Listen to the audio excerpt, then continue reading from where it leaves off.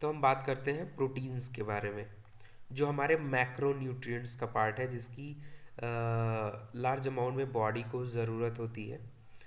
इसमें देखेंगे definition, protein का सबसे पहला डेफिनीशन क्या होता है।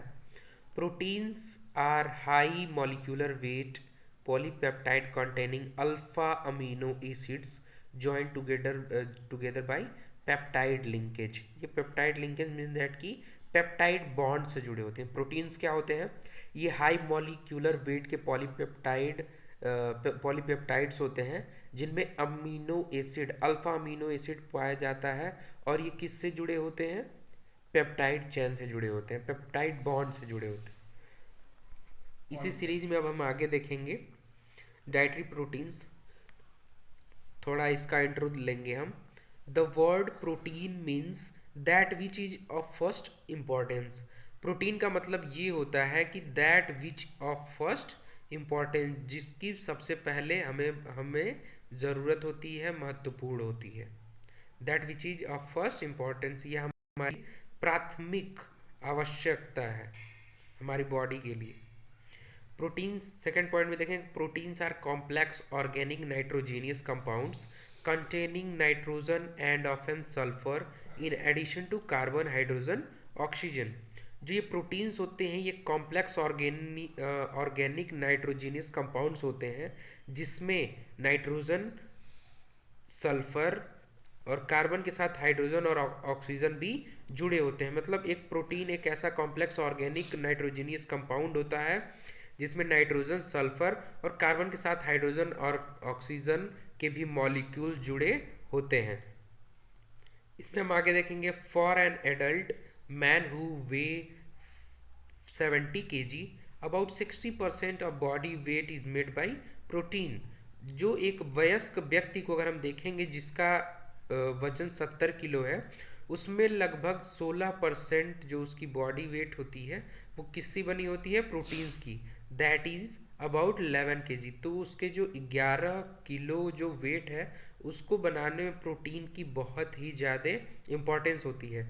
विथ 30% इन मसल्स को डेवलप करने में 43% कंज्यूम होती है, 16% in blood and 15% in skin. अब बात करते हैं क्लासिफिकेशन ऑफ डाइटरी प्रोटीन्स। तो जब इनको हम क्लासिफाई करते हैं तो इनको हम दो तरीके से देख पाते हैं। हमारा पहला है बायोलॉजिकली कंप्लीट प्रोटीन्स। अब इसको देखेंगे कि बायोलॉजिकली कंप्लीट प्रोटीन्स क्या होती हैं। It's contain all the amino acid needed to build new proteins. Animal source of protein tend to be complete. जो हमारी बायोलॉजिकली कंप्लीट प्रोटीन्स होती हैं, उनमें सभी तरीके के अमीनो एसिड्स पाए जाते हैं जो कि needed to build new protein, जो कि नए प्रोटीन को बनाने में सहायक होते हैं, ज़रूरत आवश्यक होते हैं। और जो एनिमल सोर्स है, जो हमें जानवरों से प्रोटीन मिलता है, उनमें सभी प्रकार के अमीनो एसिड्स पाए जाते हैं। मीन्स दैट कि उनके अंदर पूरी कैपेबिलिटी होती है, एबिलिटी है, जो कि वो प्रोटीन के नए मॉलिक्यूल्स को बिल्ड कर सके। सेकेंड है आपका biologically incomplete proteins. Lack lack one or more amino acid that the body can't make at all or create by modifying another amino acids. जो बायोलॉजिकली इनकम्प्लीट प्रोटीन्स वो proteins होती हैं जिनमें कमी होती है एक या एक से अधिक अमीनो एसिड्स की, जो कि बॉडी खुद से क्रिएट या मॉडिफाई नहीं कर सकता है। तो बायोलॉजिकली कंप्लीट और इनकम्प्लीट में यही डिफरेंस है कि बायोलॉजिकली कंप्लीट प्रोटीन वो प्रोटीन्स होती हैं जिनमें सभी तरीके के अमीनो एसिड्स पाए जाते हैं, जिससे कि नए प्रोटीन्स की बिल्डअप, उसकी बिल्डिंग ब्लॉक्स को बनाया जा सके। और एनिमल सोर्स वो एक प्रोटीन कंप्लीट सोर्स होता है। दूसरा आपका बायोलॉजिकली इनकम्प्लीट प्रोटीन्स है। इसका मतलब ये है कि ऐसे प्रोटीन जिनमें लैक ऑफ अमीनो एसिड्स, एक या एक से अधिक अमीनो एसिड की आपूर्ति नहीं हो पाती है, पूर्ति नहीं हो पाती है, जो कि हमारी बॉडी भी उसको क्रिएट बना नहीं सकती है या मॉडिफाई नहीं कर सकती है दूसरे अमीनो एसिड्स को। तो ये डिफरेंस होता है बायोलॉजिकली कंप्लीट और इनकम्प्लीट प्रोटीन्स में। अब इसमें हम देखेंगे आगे कि अमीनो एसिड्स क्या होते हैं। तो अमीनो एसिड को हम देखेंगे, तो अमीनो एसिड जो अभी आपने पीछे पढ़ा ना, amino acids are the building blocks of proteins. The amino acid are linked in chain through peptide bonds. तो जो अमीनो एसिड्स होते हैं वो बिल्डिंग ब्लॉक्स होते हैं प्रोटीन के। जैसे एक घर बनाने में ईंट की ज़रूरत होती है, तो एक ईंट, दूसरी ईंट, तीसरी ईंट, जैसे बिल्डिंग बनाई जाती है, उसी तरह प्रोटीन को पूरा एक कंप्लीट स्ट्रक्चर देने के लिए अमीनो एसिड्स कह सकते हैं आपकी वहाँ ईंट की तरह उपयोगी होते हैं, उनके ब्लॉक्स होते हैं। और ये किससे जुड़े होते हैं? The amino acid are linked in chain through peptide bonds, और ये पेप्टाइड बॉन्ड्स होते हैं। अमीनो एसिड बिल्डिंग ब्लॉक होते हैं प्रोटीन के, और ये जुड़े होते हैं आपके पेप्टाइड बॉन्ड के द्वारा। सेकेंड पॉइंट है आपका, there are 20 amino acids required for protein synthesis and are divide in 2 group. यहाँ पे 20 ऐसे अमीनो एसिड्स होते हैं जो कि प्रोटीन सिंथेसिस के लिए रेस्पॉन्सिबल होते हैं, और इनको 2 ग्रुपों भागों में डिवाइड किया गया है। There are 20 amino acid required for protein synthesis and are divided in 2 groups. First है आपका essential amino acids can not be synthesized by the body. Example में आपका है लाइसिन एंड ट्रिप्टीफैन एटसेट्रा।